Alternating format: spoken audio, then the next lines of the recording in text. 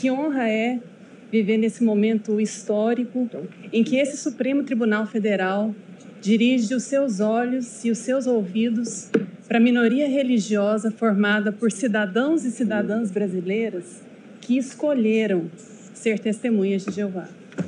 As dificuldades desses cidadãos para preservar a sua saúde, sem o sacrifício da sua dignidade pessoal e das suas convicções personalíssimas, é muito bem ilustrada pela situação vivenciada pela senhora Malvina Lúcia.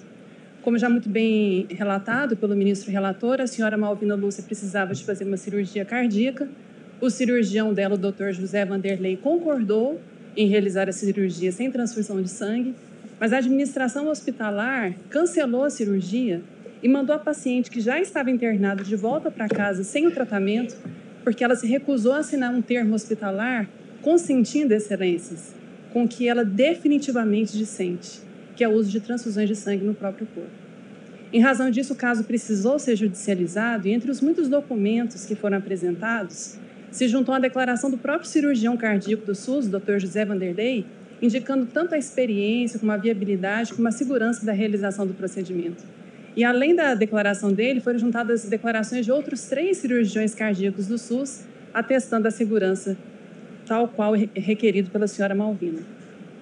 Apesar disso, todas as instâncias ordinárias disseram um sonoro não ao direito da senhora Malvina exercer a sua autonomia, à capacidade dela de tomar decisões referentes ao próprio corpo e ao sagrado direito dela de exercitar a própria fé. Em razão disso, o caso chegou aqui à apreciação de Vossas Excelências e nós entendemos que algumas questões podem ser pontuadas para contribuir com a análise que os senhores farão do assunto. A primeira pergunta é por que a senhora Malvina recusa transfusões de sangue? Como já mencionado pelo relator, a recusa é religiosa. A senhora Malvina Lúcia é testemunha de Jeová e as testemunhas de Jeová entendem à base da Bíblia que os cristãos devem se abster de sangue.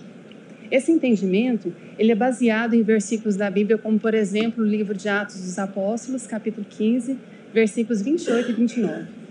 Recusar transfusões de sangue, excelências, para a senhora Malvina é tão importante que, onde quer que ela vá, ela porta consigo um cartão.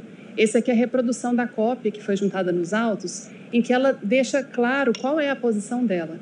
Esse cartão foi assinado na presença de 2 testemunhas, a firma dela foi reconhecida e ela numerou 2 procuradores para, em caso de impossibilidade dela se expressar, para que a vontade dela fosse garantida. Tudo isso eu chamo a atenção para destacar que a recusa dela não é um capricho. Recusar a transfusão de sangue para a senhora Malvina está estritamente ligado ao exercício da dignidade pessoal dela e para ela poder viver em paz com ela mesma e com Deus que ela tanto ama, Jeová. Agora, será que essa recusa é um ato de extremismo? Será que isso é uma expressão de fanatismo religioso? Ou será que o avanço da medicina e do direito tem apontado que é razoável e legítimo um paciente fazer essa escolha em razão das suas convicções religiosas? Começando inicialmente pela medicina, acho que é importante perguntar, é seguro e possível tratar um paciente sem transfusões de sangue? E a resposta, excelências, quem dá é a medicina baseada em evidências. A medicina diz que é sim possível tratar sem transfusões de sangue. E prova disso, como o ministro relator mencionou, é que a senhora Malvina, cerca de 1 ano e meio depois, conseguiu realizar a cirurgia no SUS, está bem, vive, presente aqui nesse plenário assistindo essa sessão de julgamento. Agora, além do caso específico dela, algo que merece ser chamado a atenção é que desde a 63ª Assembleia Mundial da Organização Mundial de Saúde, que ocorreu em 21 de maio de 2010, a Organização Mundial de Saúde recomendou que todos os Estados-membros adotassem um programa chamado Patient Blood Management, ou gerenciamento do sangue do paciente. O Estado brasileiro esteve presente nessa Assembleia Mundial e assumiu esse compromisso. O que é esse Patient Blood Management, ou PBM, como é mais conhecido? Basicamente, excelências, ela é uma abordagem sistemática, baseada na medicina com evidências, que busca gerenciar e preservar o sangue do próprio paciente. O PBM ele lida com o chamado trio mortal e de alto custo na saúde, que é a anemia, a perda de sangue e a coagulopatia. Basicamente, o objetivo do programa é preservar e conservar o sangue do paciente, prevenir e controlar a hemorragia, potencializar a formação de células sanguíneas e maximizar a tolerância do paciente à anemia. A razão da OMS ter recomendado essa abordagem em detrimento do padrão transfusional atual é porque a OMS identificou que o padrão atual ele afeta diretamente a saúde e a renda dos países, especialmente os países de baixa renda, que são os que mais transfundem. Em adição a isso, a medicina coletou evidências nos últimos 10 a 20 anos que a transfusão de sangue está cada vez mais associada com a mortalidade e que a medicina tem recomendado transfusões não com base em evidências médicas, mas baseada em padrão cultural e comportamental. Nesse intervalo veio a pandemia do Covid-19 e a OMS intensificou o tom. No ano de 2021, a OMS publicou essa diretriz mundial chamada Necessidade Urgente de Implementar o Gerenciamento do Sangue do Paciente, e aqui ela destaca quais as razões de ter acrescentado a urgência nessa implementação. De acordo com a OMS, é urgente fazer isso porque esse programa, que gerencia o nosso próprio sangue, ele traz 3 vantagens muito relevantes. Primeira vantagem clínica. A OMS juntou estudos científicos que apontam que essa abordagem terapêutica reduz significativamente a mortalidade e a morbidade, ou seja, AVC, infarto, infecção e reduz tempos de internação. Em adição às vantagens clínicas, há as vantagens econômicas. A OMS aponta um estudo dizendo que a adoção desse programa, que ela recomendou mundialmente, economiza recursos expressivos em saúde. E, por fim, vantagem ética. Se é melhor para o paciente, se reduz morbidade e mortalidade e sai mais barato para os cofres públicos, a adoção desse programa não pode ser simplesmente uma opção. Ele precisa de ser implementado.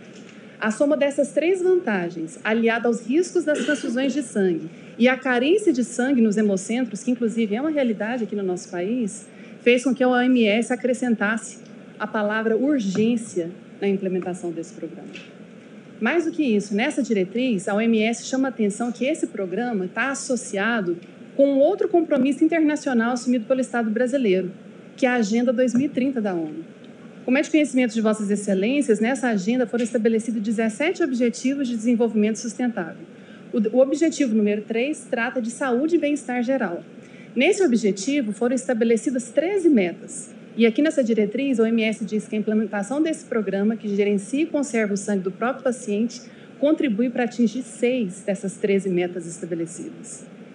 E qual é a posição desse Supremo Tribunal Federal sobre as recomendações e as diretrizes da OMS? Vossas Excelências já apontaram que os entes públicos devem aderir às diretrizes, não só porque elas são obrigatórias nos termos do artigo 22 da Constituição da OMS, mas porque elas detêm a expertise necessária para dar plena eficácia ao direito da saúde. Então, por essas razões, parece evidente que, do ponto de vista médico e científico, é legítima, sim, a recusa de transfusões de sangue. Agora, qual é a perspectiva do direito? Quanto a isso, Vossas Excelências têm toda a prerrogativa em dizer, e têm feito isso. Esse Supremo Tribunal Federal tem protagonizado no estabelecimento de decisões que reforçam o valor da dignidade humana, da nossa capacidade de tomar decisões autorreferentes e no reconhecimento de que, se não for permitido exteriorizar a fé, não há espaço para a própria fé. E dentre os muitos julgados que Vossas Excelências têm estabelecido os nossos direitos humanos tão preciosos, que merecem elogios e agradecimentos, eu cito a DI 6586 e 6587, que no campo da saúde, tratando o direito à autodeterminação, Vossas Excelências estabeleceram que a intangibilidade do corpo das pessoas, somada à garantia da integridade física e moral dos cidadãos, torna qualquer medida invasiva que ameaça ou comprometa a integridade física flagrantemente inconstitucional. Então, parece que, do ponto de vista do direito, um paciente adulto capaz tem o direito, sim, de estabelecer os limites do seu próprio tratamento. Agora, qual que é a perspectiva da OMS sobre a autonomia? Como é que a OMS enxerga a autonomia do paciente? Nesse respeito, eu chamo a atenção de Vossas Excelências para o tema de segurança do paciente que foi escolhido pela OMS para o ano passado. O tema foi elevar a voz dos pacientes. Entre tantos temas, por que a OMS escolheu esse tema específico? Eu gostaria de ler um trechinho.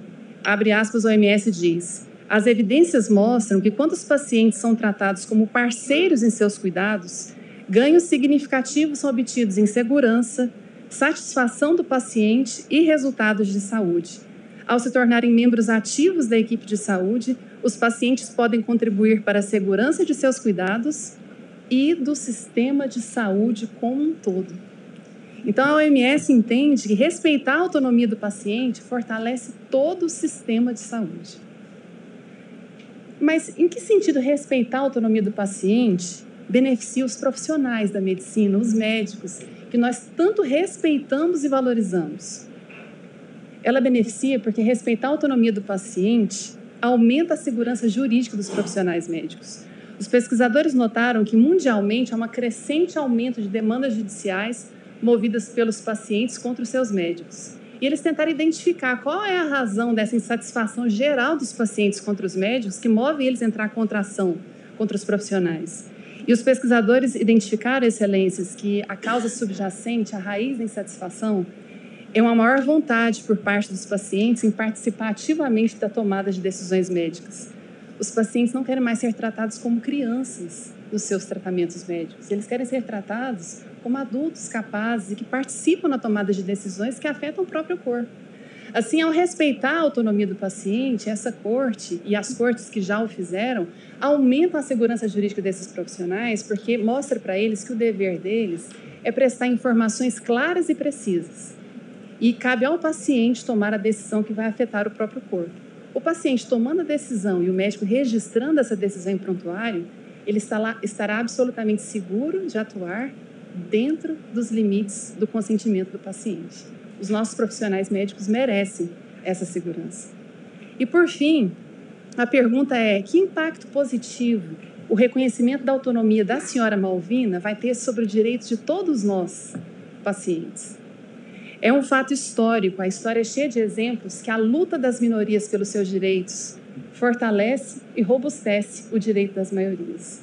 É um fato, a senhora Malvina é pertencente a uma minoria religiosa, mas ao se reconhecer o direito dela de participar no próprio tratamento, o direito de todos os pacientes será fortalecido. Excelências, é uma questão de tempo. Todos nós seremos pacientes. E naquela hora em que nós estivermos fisicamente fragilizados, certamente nós gostaríamos de ser tratados como sujeitos de direito e não como objetos da prestação de assistência médica. Naquela hora, nós vamos querer que a equipe médica que nos assistirá fará tudo possível dentro dos limites que nós estabelecemos para o nosso próprio tratamento e que a nossa fragilidade clínica em nenhum momento diminuirá o integral respeito que as nossas escolhas existenciais merecem.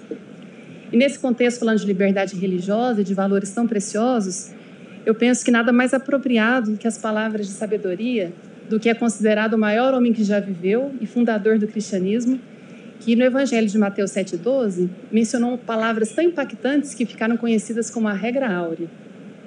Jesus disse: portanto, todas as coisas que quereis que os homens vos façam, façam do mesmo modo a eles. De fato, isso é o que a lei e os profetas querem dizer. Por isso, eu pugno pelo reconhecimento do recurso da senhora Malvina e pela fixação da tese de que é legítimo que um paciente testemunha de Jeová adulto e capaz, em nome da sua dignidade humana e liberdade de consciência e crença, recuse transfusões de sangue. Eu me coloco à disposição para eventuais esclarecimentos e agradeço muito a atenção de vossas excelências. Eu fico muito feliz de estar hoje perante essa Suprema Corte defendendo a causa das minorias e dos grupos vulneráveis. Esse é o caso do senhor Eli de Paula Souza. Esse cidadão manauara de 66 anos de idade pertence à minoria religiosa das Testemunhas de Jeová. E ele precisa realizar uma cirurgia ortopédica e, em razão de suas convicções religiosas, solicitou que sua cirurgia fosse feita sem transfusão de sangue. Até hoje, excelências, o senhor Eli aguarda o Estado brasileiro lhe fornecer sua cirurgia sem sangue. Então, a questão posta hoje perante esse tribunal é a seguinte: deve o Estado brasileiro custear tratamento médico sem transfusão de sangue na rede pública de saúde em razão de convicção religiosa? Entendemos, excelência, que a resposta deve ser afirmativa, por pelo menos 3 motivos. Primeiro, como minha colega até já explicou, transfusão de sangue não é o único tratamento para anemia e hemorragia. A Organização Mundial da Saúde recomenda fortemente esse programa e esse protocolo não transfusional, o PBM. O PBM, ele trata a anemia e o sangramento gerenciando o corpo do próprio paciente. E a OMS preconiza que o PBM deve ser considerado como tratamento padrão ouro. Por quê? Porque quando comparado com a transfusão de sangue, reduz as taxas de mortalidade, AVC, infarto e também tempo de internação hospitalar. O segundo motivo, excelências, é porque todos os insumos e procedimentos do PBM estão previstos nos normativos do Ministério da Saúde e nas listas oficiais do SUS, como RENAME, RENEM, SIGTAP ou PME. Inclusive, já existem algumas iniciativas bem-sucedidas de implementação do PBM em alguns entes federativos. Por exemplo, no ano de 2017, o Estado do Ceará criou o PBM como política pública de saúde. O PBM está em fase de implantação no estado do Pará, no Espírito Santo e aqui no Distrito Federal. E, recentemente, iniciou-se estudos de implementação do PBM no estado do Maranhão. Alguns hospitais do SUS já praticam PBM. E a Universidade Federal de São Paulo, Unifesp, tem se destacado em capacitar profissionais de saúde em PBM. O terceiro motivo, excelências, é que já existem médicos capacitados do SUS que sabem tratar sem sangue. Por exemplo, nós temos, até aqui mesmo nessa assistência, alguns desses médicos, cirurgiões, cardiologistas, hematologistas, que praticam a medicina baseada em evidência. Ou seja, são médicos que não ficaram parados no tempo. Médicos que continuam acompanhando o constante avanço da medicina moderna, proporcionando aos seus pacientes o que há de melhor que a ciência médica possa oferecer. Inclusive, eles sabem que, no caso do senhor Eli, é possível fazer a sua cirurgia com os insumos do SUS e sem transfusão de sangue. Nós até acostamos nos autos um plano terapêutico elaborado por um médico especialista em PBM e ortopedista, contemplando os insumos do SUS. Ele está no número de ordem 193. E quais são essas medidas? Uma delas, excelência, é um medicamento chamado eritropoetina. Esse medicamento, ele atua na medula do paciente, estimulando a produção de sangue pelo próprio paciente. A Unifesp até mesmo produziu esse protocolo, trazendo todas as dosagens e prescrição desse insumo que está no RENAME para o pré- e pós-cirúrgico. Outras medidas seriam, por exemplo, uma técnica que custa, em média, R$100, excelência. Essa técnica da hemodiluição normovolêmica aguda, ela retira parte do sangue do paciente, ele é substituído por expansores de volume, de modo que o sangue do paciente fica diluído. E no ato cirúrgico, poucas hemácias são perdidas. Logo após a cirurgia, aquele sangue do próprio paciente é reinfundido em seu corpo. Um sangue seguro, um sangue limpo.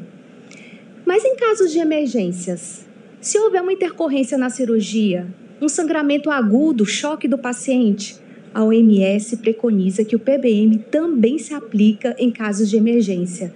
A Unifesp, excelências, também preparou um protocolo para manejo de sangramento agudo e choque de pacientes.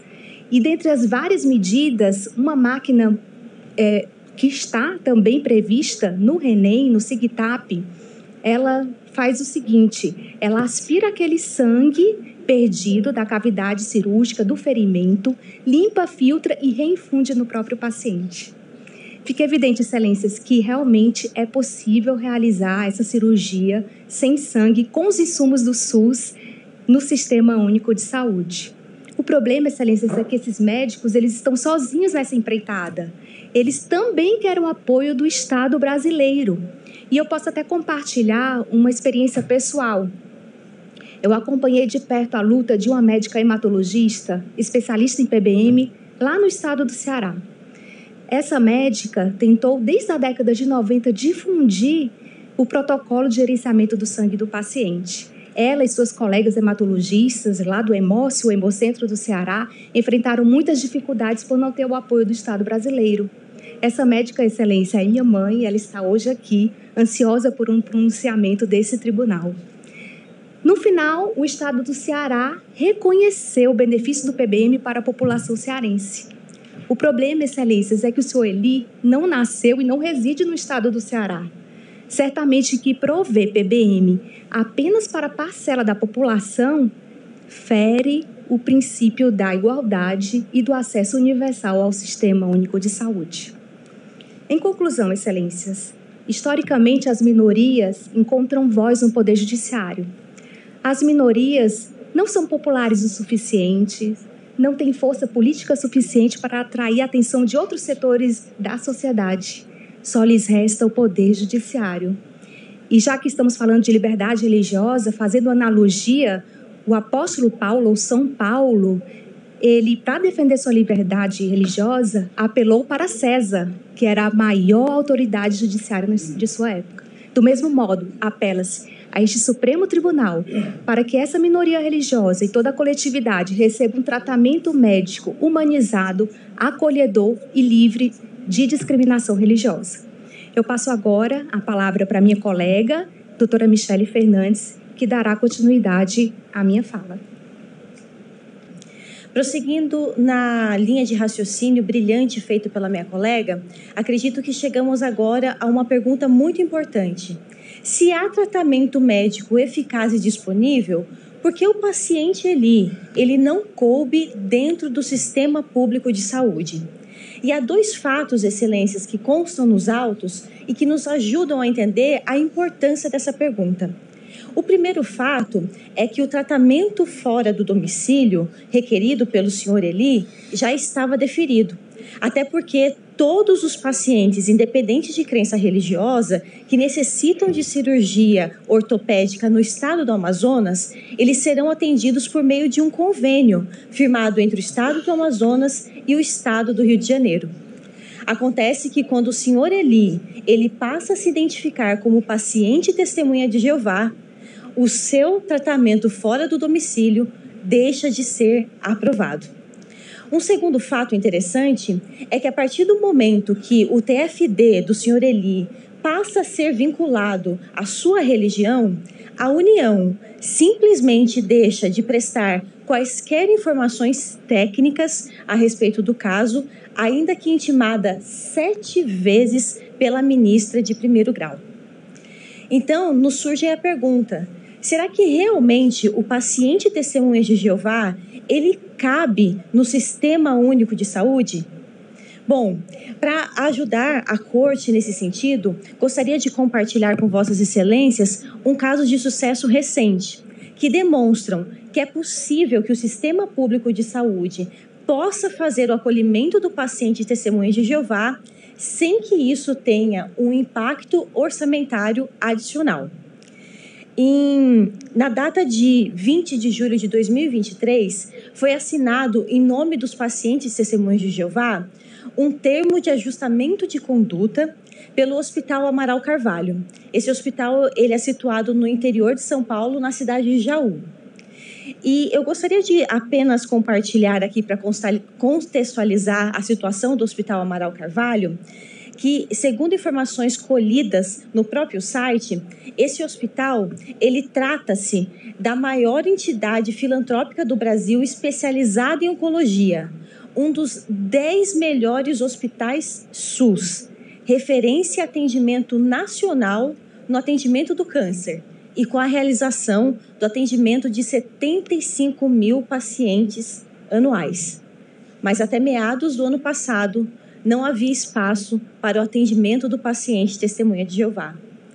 Há 7 anos, excelências, eu tenho acompanhado a situação do Hospital Amaral Carvalho e dos pacientes testemunhas de Jeová daquela região. E hoje eu posso trazer com uma grande satisfação a notícia de que, após o TAC, é possível fazer o atendimento de todos os pacientes testemunhas de Jeová daquela região dentro do SUS. Todos os tratamentos, desde quimioterapia, a radioterapias, a procedimentos totalmente invasivos, com grande perda de sangue. Inclusive, tive a felicidade de acompanhar uma paciente que, há poucos meses atrás, precisava fazer uma cirurgia de grande porte para uma remoção de tumor. Ela retirou seu baço, a vesícula, o ovário e o útero. Ela foi internada no Hospital Amaral Carvalho, ela recebeu atendimento cirúrgico.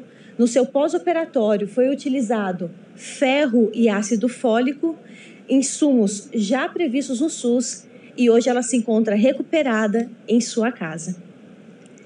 Quais foram os investimentos que o Hospital Amaral Carvalho teve que fazer para poder atender o paciente Testemunha de Jeová?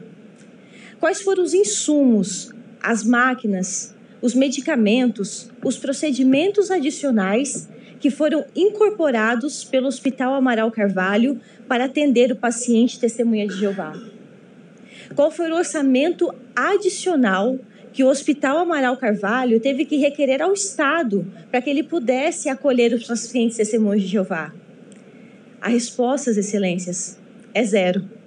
Não foi necessário criar e nem adquirir nenhum insumo adicional além daqueles que já estavam previstos no SUS. Nesse caso, não foi necessário criar nenhum direito e nenhum orçamento.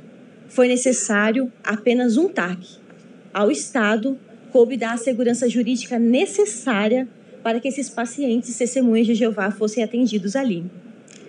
Nós temos acompanhado que o Ministério Público Estadual, o Ministério Público Federal, ele tem o entendimento e o Judiciário tem construído uma jurisprudência sólida em primeiro grau e segundo grau, no sentido de que o paciente Testemunha de Jeová tem o direito de requerer o tratamento sem sangue, conforme chancelado pela Organização Mundial de Saúde.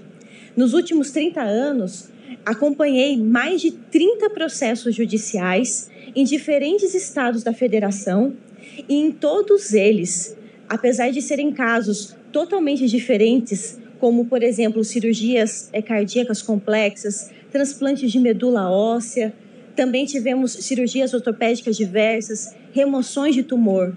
Em todos esses casos, o Judiciário entendeu que seria direito do paciente poder escolher o tratamento sem sangue por meio do PBM.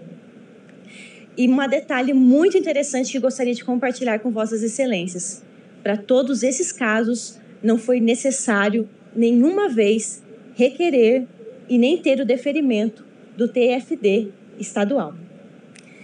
Excelências, tendo superado o argumento técnico, tendo em vista o posicionamento claro da Organização Mundial de Saúde na recomendação do tratamento sem sangue e o argumento da possibilidade de que o SUS pode realmente acolher esses pacientes Testemunhas de Jeová, cabe ao Estado promover todas as ações inclusivas necessárias para o acolhimento desse paciente Testemunha de Jeová e para que ele se equipare a todos os outros usuários do SUS. Assim, nós pugnamos aqui pelo indeferimento do recurso da União e pela fixação da tese muito bem enunciada pela Procuradoria-Geral. E ficamos aqui à disposição para quaisquer outras perguntas ou questionamentos. Muito obrigada.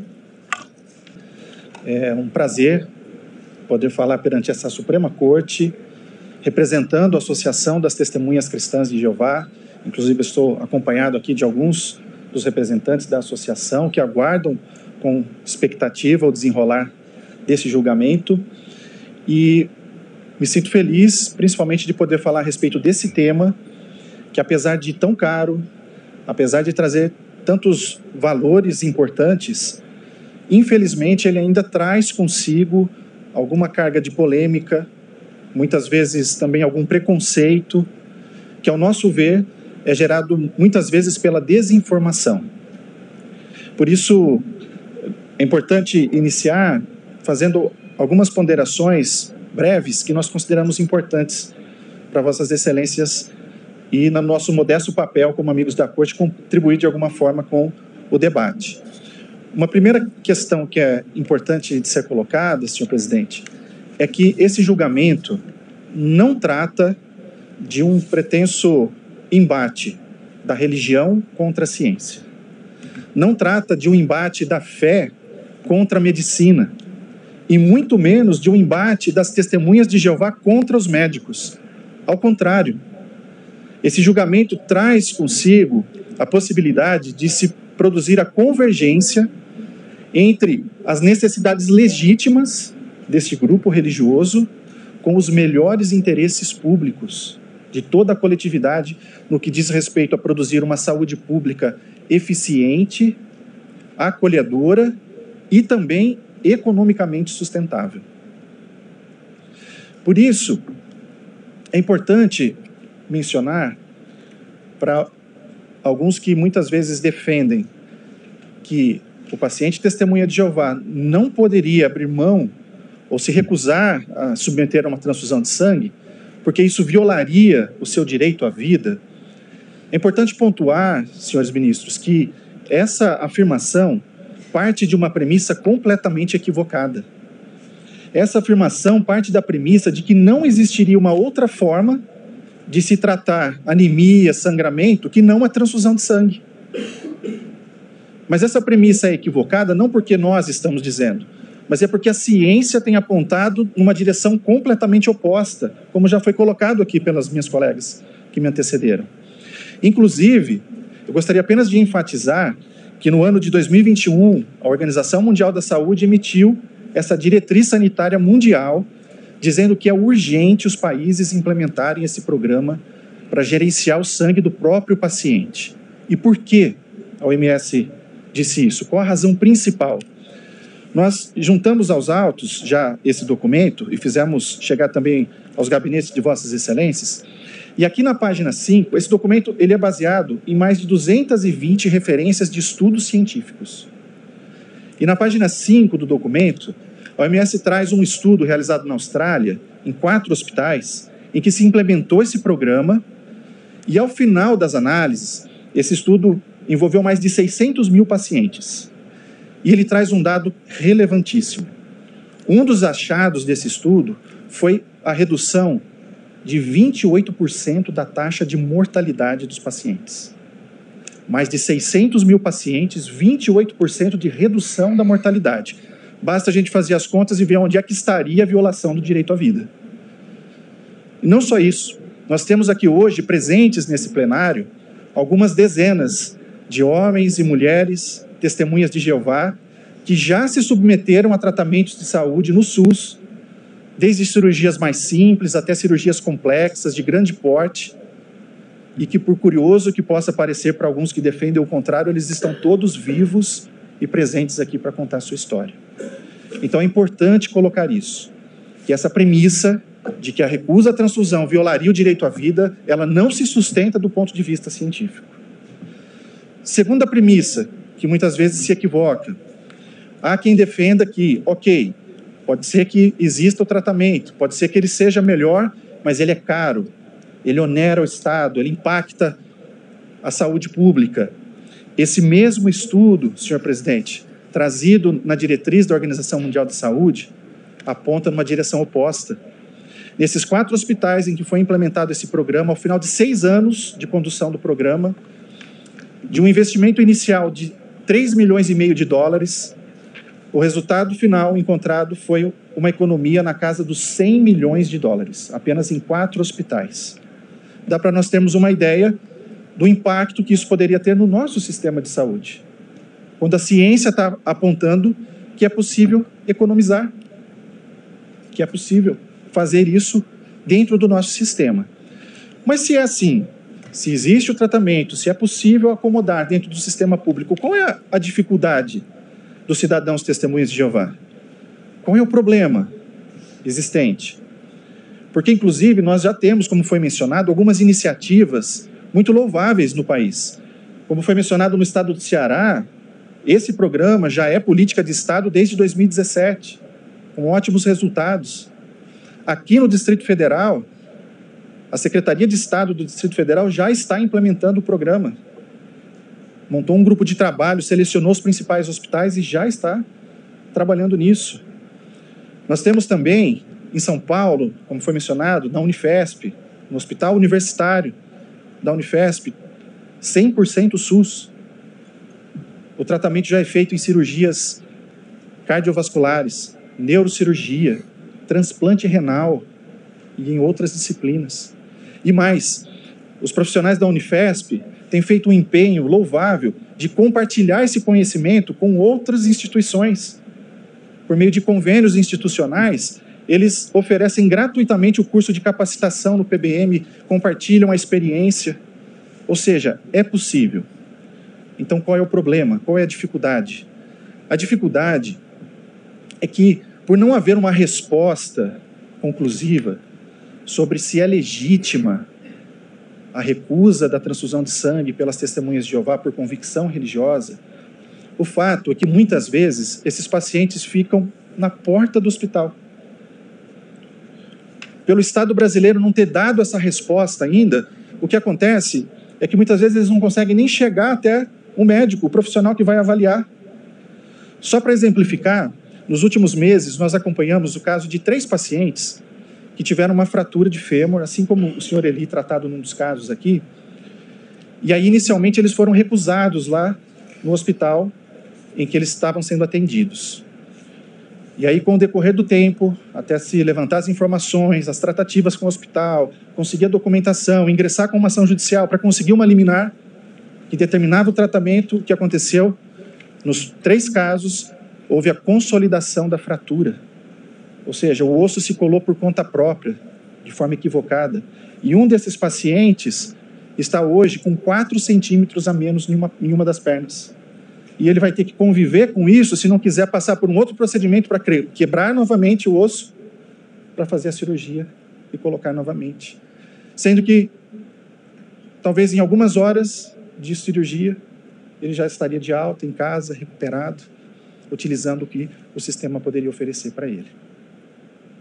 E para concluir, senhor presidente, eu gostaria aqui, nessa oportunidade, de relembrar as palavras de Vossa Excelência no julgamento da ADI 4439, que também tratava da liberdade religiosa. E Vossa Excelência, naquela oportunidade, fez a seguinte reflexão, de que a religião, para aqueles que seguem os seus preceitos, é mais do que uma simples visão de mundo, mas é a condição de verdadeira existência. E naquela oportunidade, Vossa Excelência invocou um precedente da Corte Europeia de Direitos Humanos, no caso Kokkinakis versus Grécia. E uma curiosidade a respeito desse julgamento é que o senhor Minos Kokkinakis também era uma testemunha de Jeová. Ele foi encarcerado mais de 60 vezes, respondeu a 19 processos, e sabe qual era o crime do qual ele era acusado? Proselitismo. Por querer compartilhar com seus vizinhos aquilo que ele entendia da Bíblia.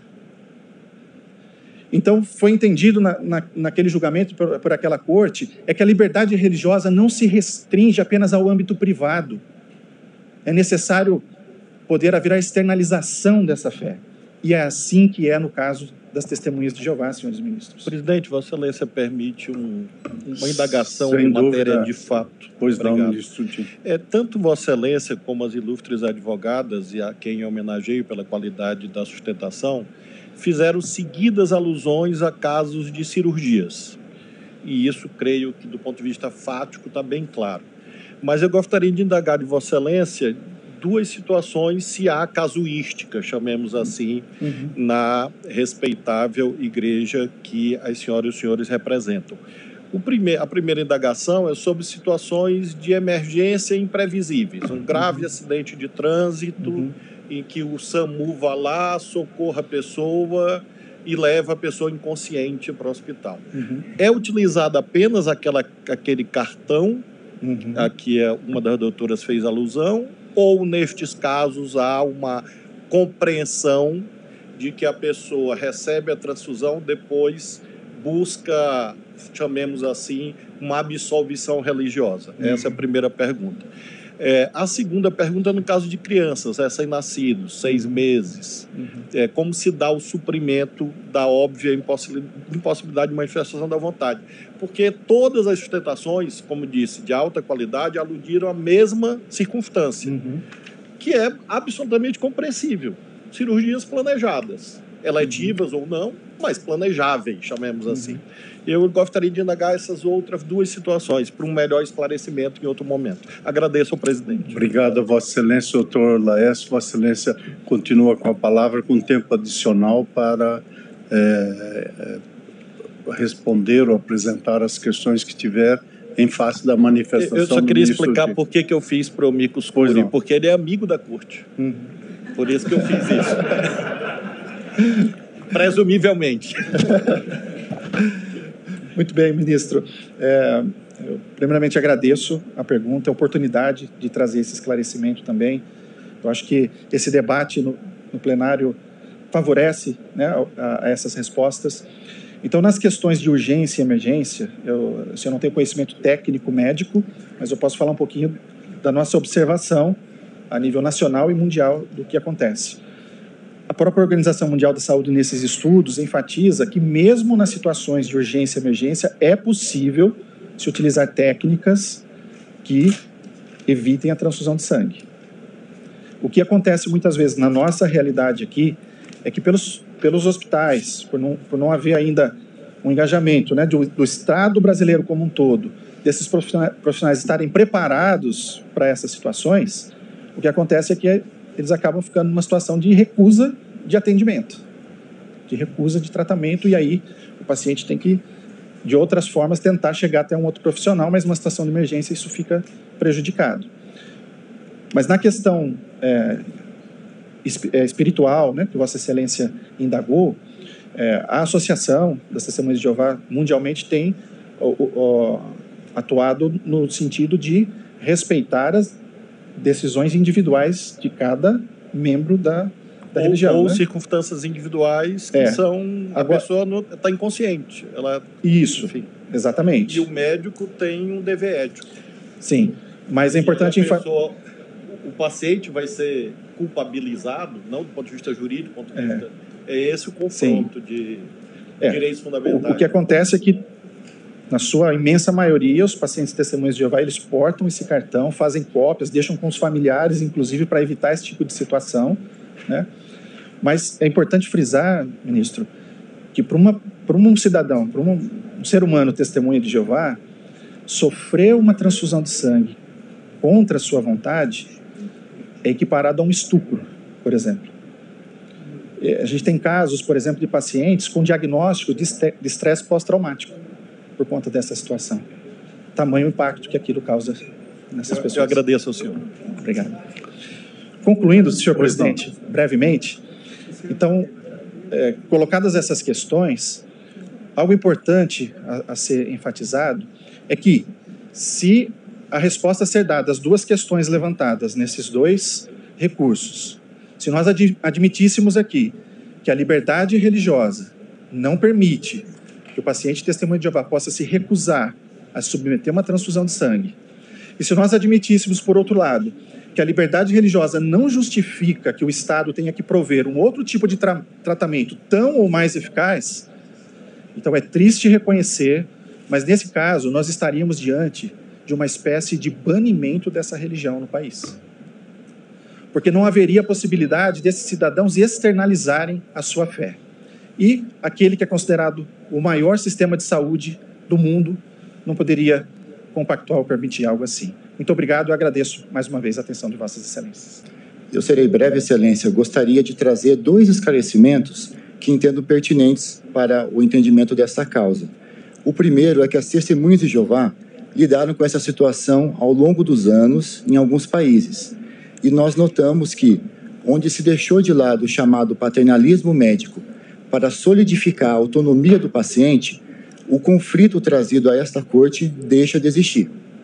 Para contribuir, nós juntamos aos autos decisões de Supremas Cortes, como da Argentina, do Chile, da Colômbia, do Japão, da Coreia do Sul, da África do Sul, da Namíbia, e inclusive posicionamento da União Europeia positivo para que a testemunha de Jeová possa recusar uma transfusão e também possa optar por outro tratamento também avalizado pela ciência.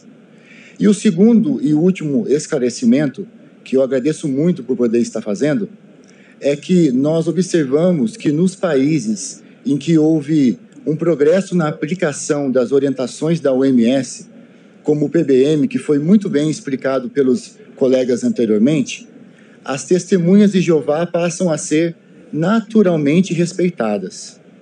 Isso porque as testemunhas de Jeová não querem pleitear um direito de morrer, ou alguma forma de suicídio ou de eutanásia, excelências.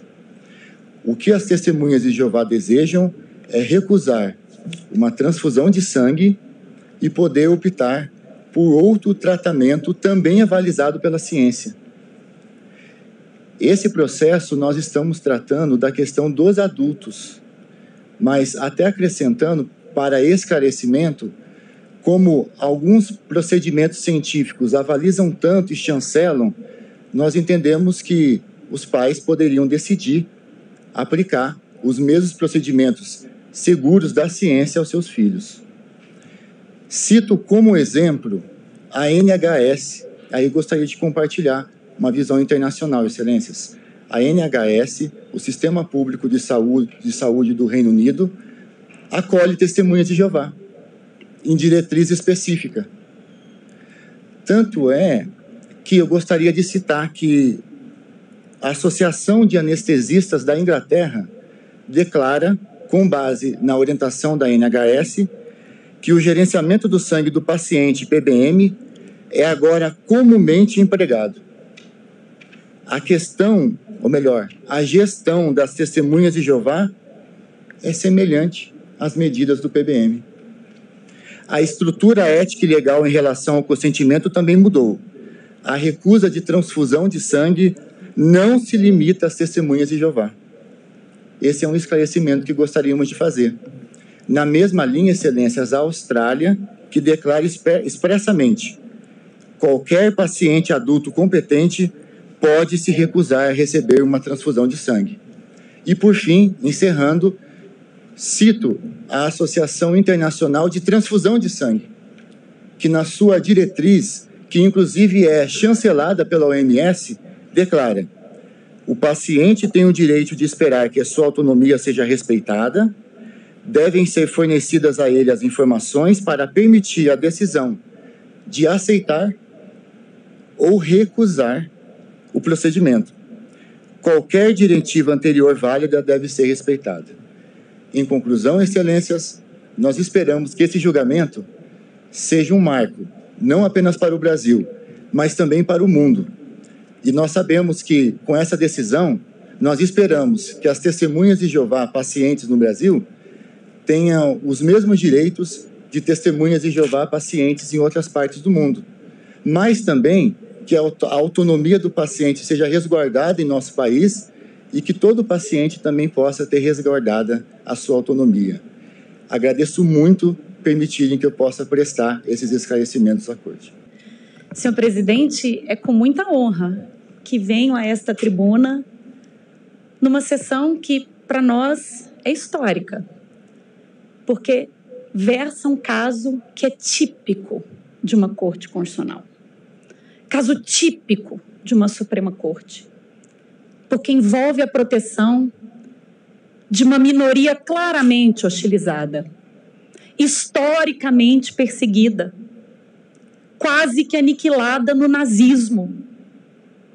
Uma minoria religiosa que tem como dogmas sinceros, centrais, posições como não saudar a bandeira, não celebrar datas nacionais, não celebrar feriados, não receber sangue,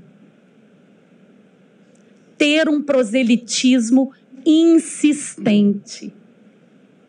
E por isso mesmo, uma minoria não compreendida, não aceita e perseguida. E como consequência, uma minoria que tem se socorrido das Supremas Cortes pelo mundo, como forma de resguardar o núcleo essencial de sua liberdade religiosa. Eu trago aqui uma pequena passagem de Chuck Smith, em que ele ressalta como os testemunhas de Jeová são centrais na definição da liberdade religiosa pela Suprema Corte Americana. Ele diz o seguinte: poucos americanos estão conscientes da valorosa contribuição que as testemunhas de Jeová fizeram para as leis de nossa nação. Doutrinadores, no entanto, há muito reconhecem que as testemunhas de Jeová são as campeãs da batalha constitucional pela proteção da liberdade religiosa. Como bem analisou um estudioso sobre a contribuição das crenças na proteção do livre exercício religioso, dificilmente no passado algum único grupo foi capaz de moldar o curso ao longo do tempo de algum tópico de nosso vasto corpo constitucional, como fizeram as Testemunhas de Jeová. Em 1950, as Testemunhas de Jeová já haviam ganho 150 casos nas Supremas Cortes Estaduais Americanas e já haviam firmado 30 precedentes da Suprema Corte. E cá estamos, no Supremo Tribunal Federal Brasileiro, trazendo a questão das Testemunhas de Jeová, que hoje, senhores ministros, representam 1.800.000 pessoas no Brasil. São 1.800.000 pessoas que professam a crença religiosa da Testemunha de Jeová. 1.800.000 pessoas, ministro Dino, que andam com a carteirinha em seu bolso. E me lembro, ministro Alexandre de Moraes, na época que Vossa Excelência me orientou na minha dissertação de mestrado sobre liberdade religiosa, ainda em 2007, que mergulhei nas Testemunhas de Jeová, e elas então andavam, ministro Dino, não só com a carteirinha, mas com um parecer plastificado no bolso do saudoso professor Celso Bastos, que dava a elas, sim, o direito não de escolher pelo suicídio. Elas não querem morrer. Isto não é um suicídio. Não há o desejo do resultado morte. Elas desejam viver, mas viver com dignidade. Viver segundo os ditames mais sinceros, mais sensíveis da sua crença religiosa. Elas não querem ter que fazer a escolha trágica entre a sua convicção religiosa ou acesso ao sistema público de saúde. Esta é uma escolha que nenhum outro aderente religioso precisa fazer. Então, por que é que nós imporíamos isso a esta minoria hostilizada que demanda, sim, um acolhimento ainda maior dos tribunais constitucionais que têm acolhido esta demanda? Trago como exemplo Estados Unidos, Espanha, Canadá, Argentina, México, Japão e Inglaterra. Todos eles já reconheceram o que se pede aqui, neste dia histórico, a esta Suprema Corte. Não quero tomar o tempo excessivamente de Vossas Excelências, mas falando um pouco de teoria dos direitos fundamentais, tema que o nosso Procurador-Geral da República e o relator, ministro Gilmar Mendes, dominam com excelência, mas aqui há algumas peculiaridades no suposto conflito de direitos fundamentais. A primeira peculiaridade: os direitos fundamentais em suposta situação de antagonismo, a vida de um lado e a liberdade religiosa de outro, os titulares são a mesma pessoa. Eu mesma sou a titular de ambos os direitos em situação de antagonismo. E isso impõe ao intérprete um olhar diferenciado. Eu não estou falando de um comportamento individual que atinge a esfera jurídica de um terceiro. Eu não estou falando de uma recusa à vacina, que, muito embora diga respeito apenas a mim, pode colocar em risco a coletividade como um todo e pode colocar em risco um programa maior de saúde pública de erradicação de uma doença. Eu não estou falando disso.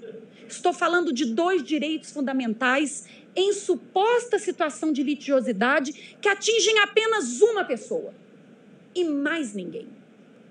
E neste caso, nesse específico caso, que é muito particular, os teóricos de direitos fundamentais conferem uma especial prevalência à harmonização prática feita pelo próprio titular, a concordância de direitos feitas por aquele que é o único atingido por a sua escolha. E a razão de ser deriva da própria dignidade da pessoa humana e do mínimo de autonomia existencial e de busca da felicidade. Doutora Cláudia, eu creio que Vossa Excelência, em termos de matéria fática, não entendeu o pressuposto da minha indagação.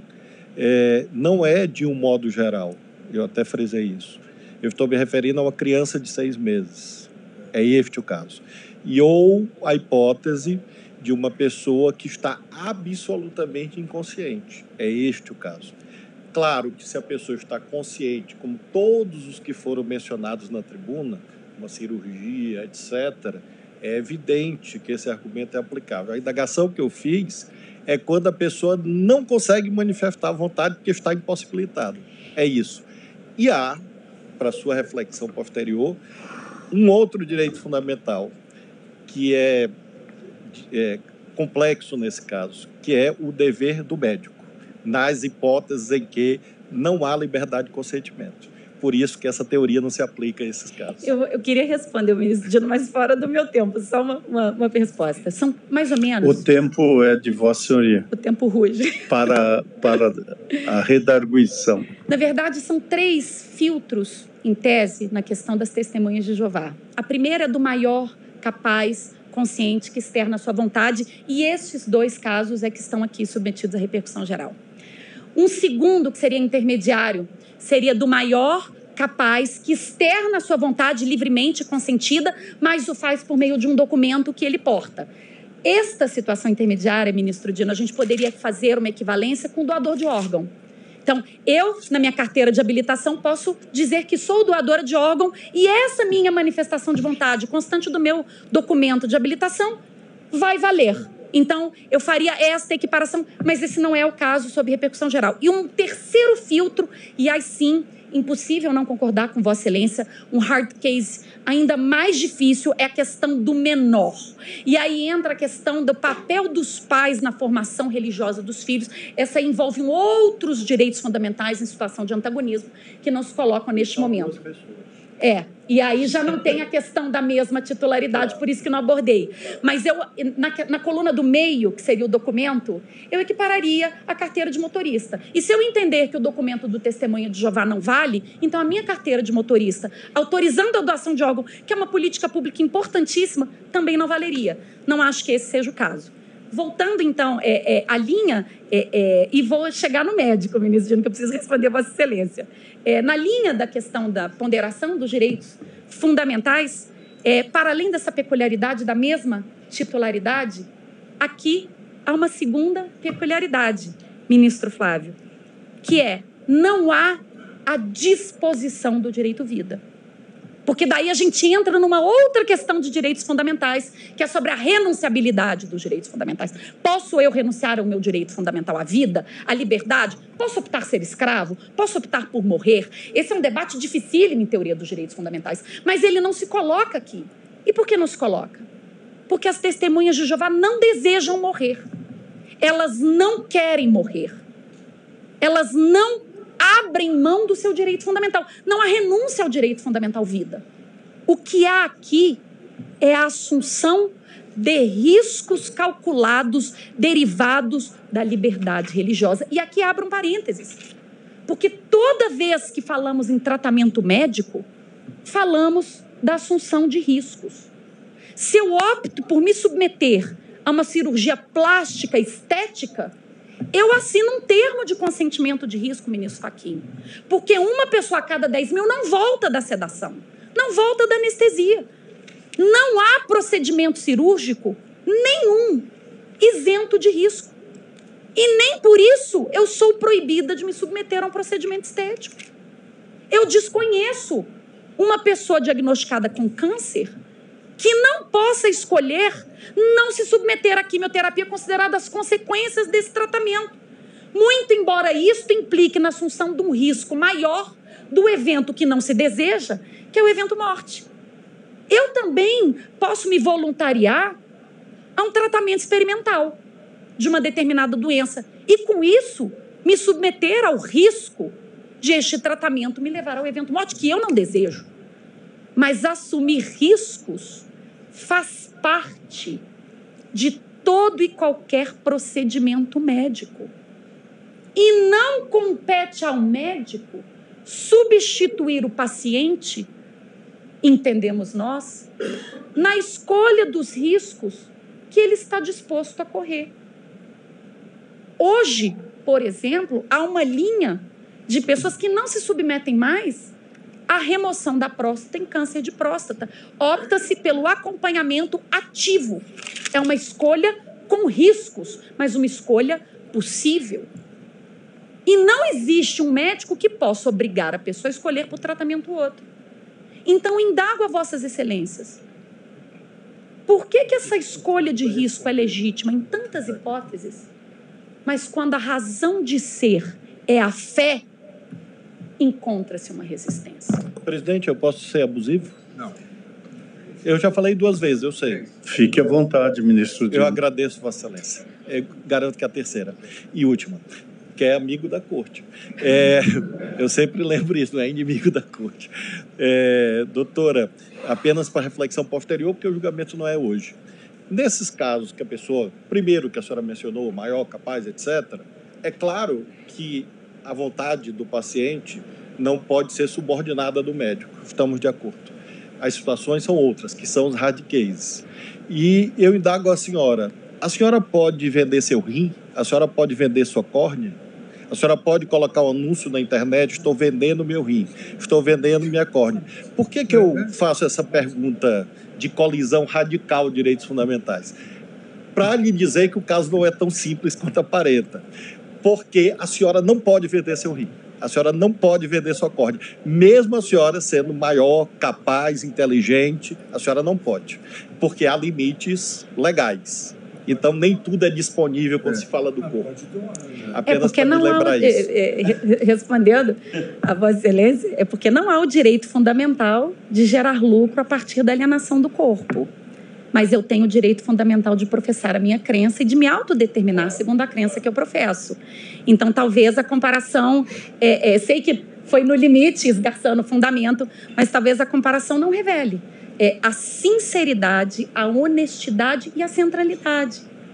E muito do que se resiste, e a colega que me antecedeu falou muito bem, a partir do momento em que a recusa ao tratamento veio acompanhado da motivação religiosa, a AGU sumiu. Ela foi intimada 17 vezes a falar e ela sumiu.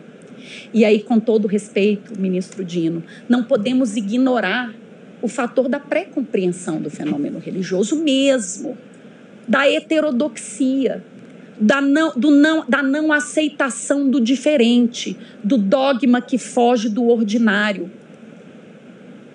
que motivou a perseguição às testemunhas de Jeová pelo mundo todo. Não se compreende, não se aceita. Mas a fé e os dogmas de fé não são racionalmente apreensíveis. Para muitas pessoas, idolatrar uma estátua não faz sentido nenhum. Para outras faz. Para umas pessoas, receber um pedacinho de pão na boca não faz sentido nenhum. Para outras, é o Deus vivo. Para muitas pessoas, um copo de vinho nada fala. Para outras, é o sangue. E para muitas pessoas, receber um tratamento, uma transfusão forçada de sangue, é uma violação. E aí aproveito para completar o colega que me antecedeu. Há um trauma gigante das transfusões compulsórias recebidas por testemunhas. Fala-se em morte em vida, dada a centralidade, a honestidade desse dogma para as aderentes. E é por isso que elas se socorrem das Supremas Cortes como instrumento de proteção da sua própria sobrevivência enquanto crença legítima e tradicional. Meu tempo, presidente, lamentavelmente se esgotou. Então, o que pedimos nesse caso é o desprovimento do recurso do Amazonas. E aqui, com todo respeito, o procedimento é custeado pelo SUS. Só o que ele quer é uma transferência de domicílio. Não se justifica não dar, porque não se faz cirurgia de alta complexidade em Manaus. Toda e qualquer cirurgia precisa ser fora. Por que não mandar para o interior de São Paulo, onde não se faz com sangue? A pré-compreensão precisa ser vista. A gente precisa tirar a pré-compreensão de debaixo do tapete e entender que ela se faz presente nessas situações. E no caso de Maceió, tanto era absurdo que a cirurgia já foi feita. O evento morte que não se desejava não ocorreu, o que apenas revela e acentua a arbitrariedade da negativa estatal. Muito obrigada, senhores ministros. Muito obrigada pelo diálogo, ministro Dino. Foi uma honra. Obrigada, ministro. Obrigado. Gostaríamos de pontuar até porque os que me antecederam já discorreram bastante sobre alguns aspectos sobre os quais nós iríamos pontuar. Mas, basicamente, o 952, o tema 952, versa sobre o dever do Estado arcar com o custo de tratamento médico de uma pessoa que faz uma recusa terapêutica. Então, vamos falar um pouquinho da questão financeira, porque eu acho que não foi tratada até agora. Esse PBM sobre o qual se falou aí, essa abordagem de tratamento diferente, daqui a pouco eu entro até um pouquinho nessa questão da urgência e emergência, ministro Flávio Dino. Esse programa, ele tem o condão de evitar contendas. Esse plenário aqui já falou hoje sobre desjudicialização. Então, esse esse PBM, ele traz opções terapêuticas que tornam desnecessária a discussão sobre autonomia. Porque, na verdade, a gente só discute autonomia se houver conflito. Se não há conflito, não há por que se falar de autonomia. Então, em primeiro lugar, nós precisamos pensar que toda essa ampla gama de cirurgias eletivas, de cirurgias até... Vamos dividir a urgência, ministro Dino, e demais ministros, lógico, né? Entre urgência e emergência, senhor presidente. Urgência e emergência. A urgência, o PBM contempla de várias formas, com várias técnicas. E por que isso? Porque a medicina é dinâmica. Nós, seres humanos, nós lutamos para solucionar os problemas. Imagine uma pessoa com alergia. Uma pessoa com alergia a um medicamento específico que é prescrito pelo médico. O que o médico faz? Fala, não, é alérgico, eu não posso tratar. Não, ele fala, peraí, esse caminho não dá, eu vou buscar outro. Pois o PBM são isso, são caminhos. Aquela petição que chega muitas vezes no gabinete de um juiz dizendo, olha, como se houvesse uma dualidade, uma bifurcação de caminhos, dizendo ou morre ou toma transfusão de sangue. Ela é uma premissa equivocada. Isso é um pseudo-dual.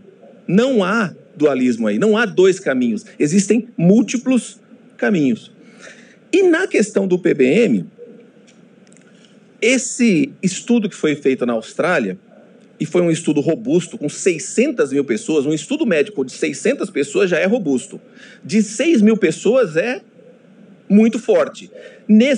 Durante 6 anos, foram estudados os resultados da implantação do PBM em 600 mil pessoas. E o resultado financeiro, porque eu falei que eu ia falar de dinheiro, foi uma economia de 100 milhões de dólares. Nós estamos falando de R$500 bilhão economizados na implantação desse programa nesses hospitais específicos lá na Austrália. Então, talvez a gente pudesse até repensar a questão do 952. Porque a questão é, o Estado deve custear o tratamento de uma testemunha de Jeová que recusou a terapia? Na verdade, não. Talvez a questão aí seja perguntar por que o Estado brasileiro está desperdiçando dinheiro ao não implementar um programa recomendado pela Organização Mundial da Saúde. Uma sentença no Rio de Janeiro, a sentença da Justiça Federal, condenou a União a implantar o PBM em todos os hospitais federais do Rio de Janeiro. O MPF, foi proposta pelo MPF, o Ministério Público Federal recorreu para estender isso para todo o território nacional, e lá a sentença, tem aqui um excerto da sentença, diz que os profissionais médicos, diz aqui, excerto da sentença, embora existam normas gerais e diretrizes, as atribuições não são desenvolvidas, abre aspas, de maneira coordenada, o que prejudica a otimização e o controle das ações voltadas ao PBM. Então, a discussão de autonomia, que é um dos temas aqui discutido, ela vai apenas nesses casos extremos, onde se elimine essa possibilidade, se elimine essas opções. Então, nós não estamos falando de eletivo, nós não estamos falando de urgência, e até na emergência há recursos.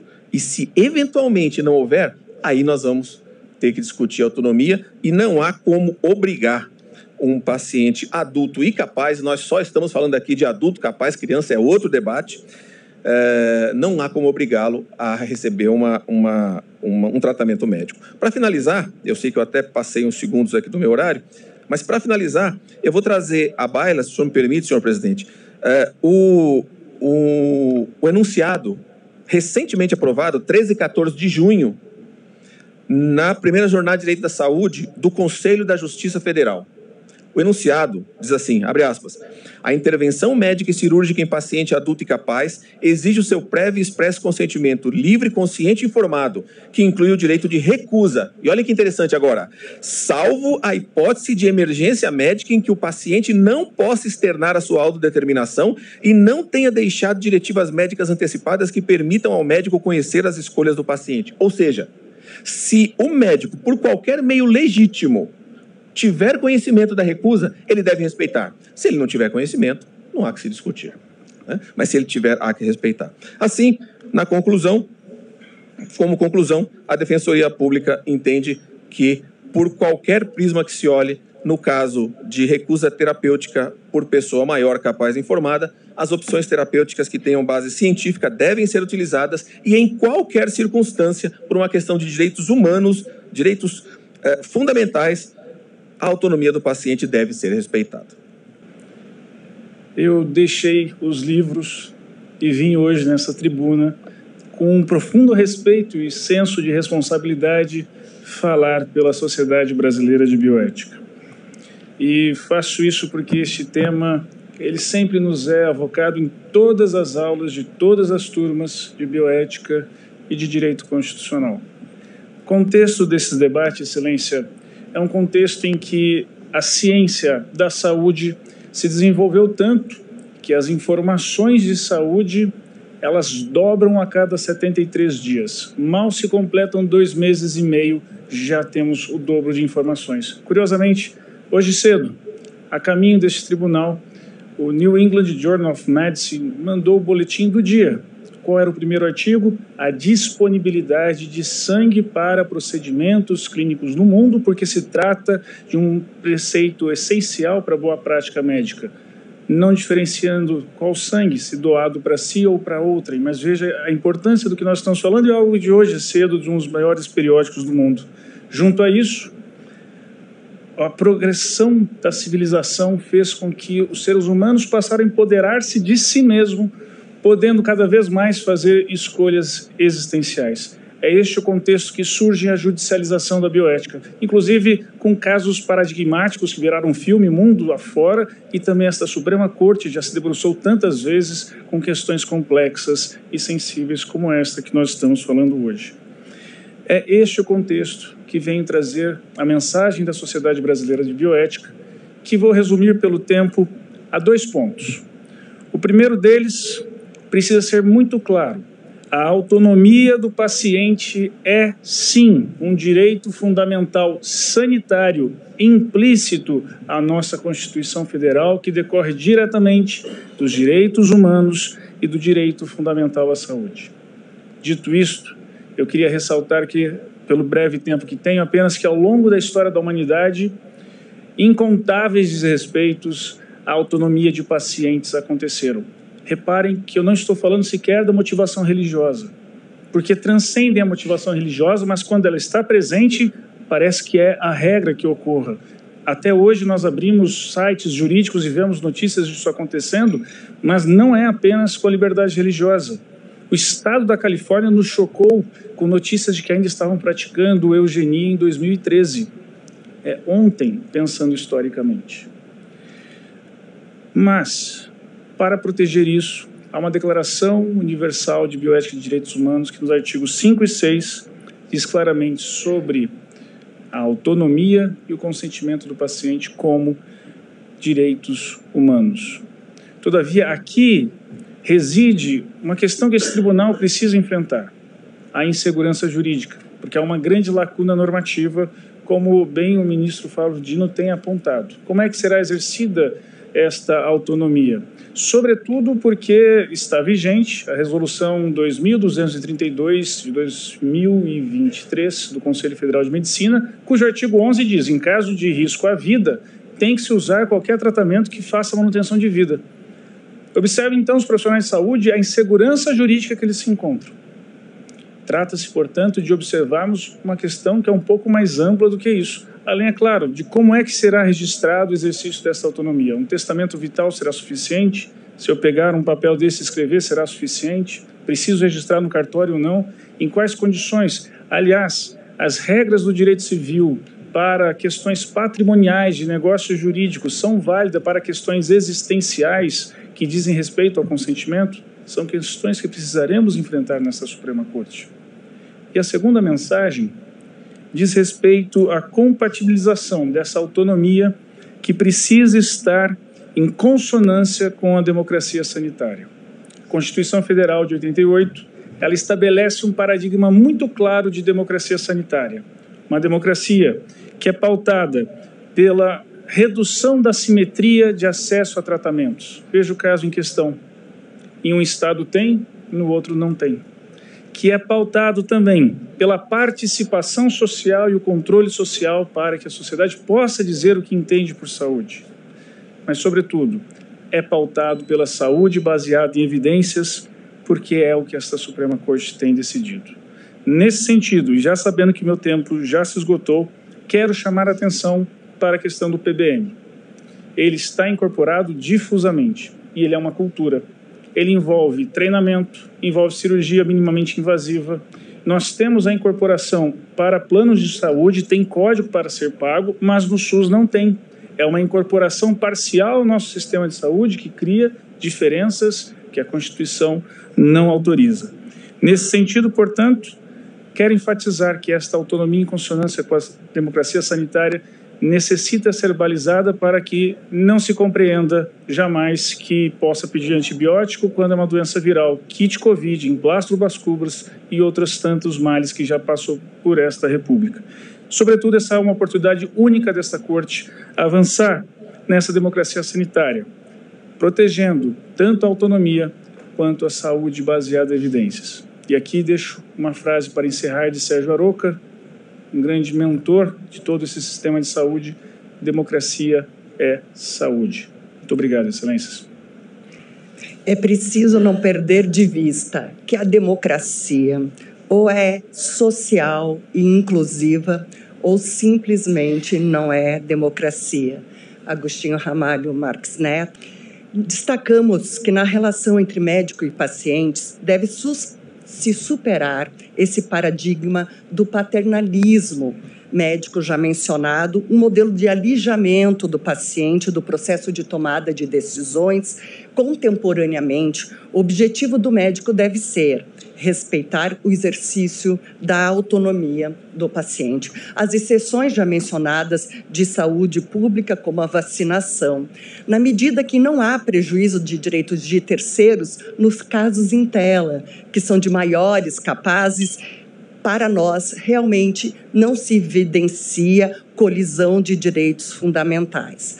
Mas, em resposta ao ministro Flávio Dino, que trouxe argumentos importantes, mais limites para a nossa compreensão, o nosso Instituto entende que, quando o paciente for incapaz, o processo decisório deve ser conduzido pelos pais no exercício do poder familiar ou pela família, como guardiã do enfermo, devendo sempre o processo decisório levar em conta a escala de valores eventualmente exteriorizadas pelo paciente, em especial as suas opções religiosas, até então externadas. Em caso de discordância entre os pais, também aqui objeto de arguição aqui do nosso ministro, deverá o médico, em excepcional medida, substituir a decisão pela decisão judicial, a decisão para poder rebater eventuais dilemas do processo decisório do poder familiar.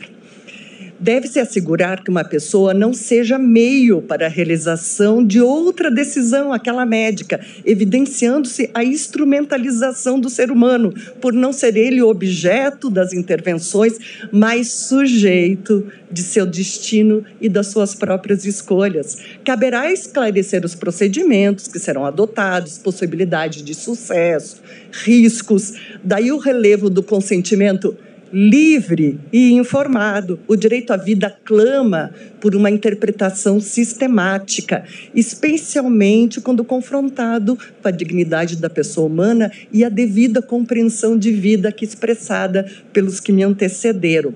A irrenunciabilidade do artigo 11 do Código Civil vem sendo há tempos temperada pela doutrina, e a autodeterminação ao exercício do direito da personalidade deve ser admitida quando atenda genuinamente ao propósito da realização da personalidade do seu titular. Por isso, ministro Flávio Dino, que entendemos que a autolimitação ela é possível quando do propósito da realização da própria personalidade, distante, me parece, do exemplo extremo da venda de órgãos por Vossa Excelência aqui, colocado como exemplo, digamos assim, retórico de argumento de colisão. Entendemos que a autolimitação ela é possível, baseado em fundamentos profundamente existenciais, como são os argumentos de convicção religiosa. Daí estaria, por assim dizer, a fundamentação para não podermos exercer, por assim dizer, a proteção da pessoa de si própria. Nossa Constituição Federal institui ampla proteção às confissões religiosas, liberdade de consciência e crença, especialmente aquelas minoritárias. Reconhece-se a religião uma dimensão relevante da vida. Afinal, submeter um crente a uma prática contrária à sua religião é tão invasivo quanto determinar um ateu que se ajuste a padrões religiosos. Portanto, uma coerção externa como limite à liberdade deve ocorrer se houver prejuízo a outrem e, nesse sentido, o exercício de liberdade religiosa se justifica em razão dessa ausência. Assim, apenas muito excepcionalmente deveria a ordem jurídica proteger a pessoa de si própria, não presente nesse tema, onde a vida e a dignidade se entrelaçam, fundamentado no viés contemporâneo de direitos de personalidade e de acolhimento da concepção de religiosa, onde a liberdade positiva clama pelo poder de decidir os rumos da sua própria vida e negar-se à transfusão de sangue. Não cabe a um particular, não cabe ao médico, não cabe às instituições de saúde, ao hospital, não cabe ao Estado, nem mesmo ao Estado juiz, exigir que, para acesso a tratamento de saúde, a requerente e sua comunidade quebre suas convicções e se torne órfã de si mesma. Assim, confia e espera o Instituto Brasileiro de Direito Civil. Agradeço a atenção.